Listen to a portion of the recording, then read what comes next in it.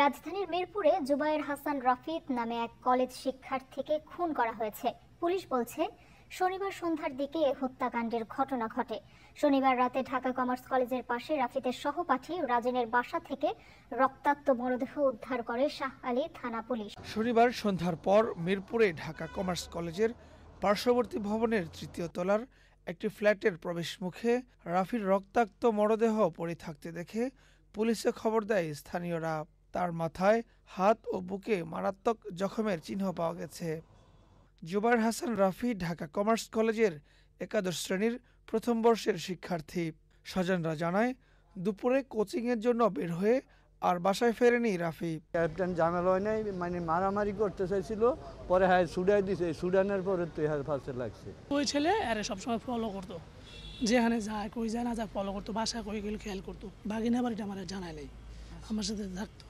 তো আজকে বের হয়েছে সকালে 11টা বাজে, আর 2টা প্রাইভেট ছিল। আপনি আইসিটি বেস পড়ছে 11টা থেকে 12:30 পর্যন্ত, 1টা থেকে বায়োলজি ছিল। ওই 12:30 থেকে 1টার ভিতরে সে আর বায়োলজি পড়তে যেতে পারে নাই।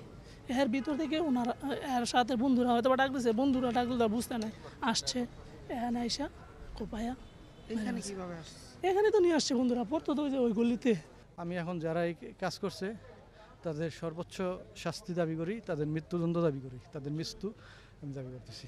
প্রতিবেশীরা জানান, ফ্ল্যাটটি ইকবাল নামে এক ব্যক্তির। তার ছেলে রাজিনও কমার্স কলেজের একই বর্ষের শিক্ষার্থী।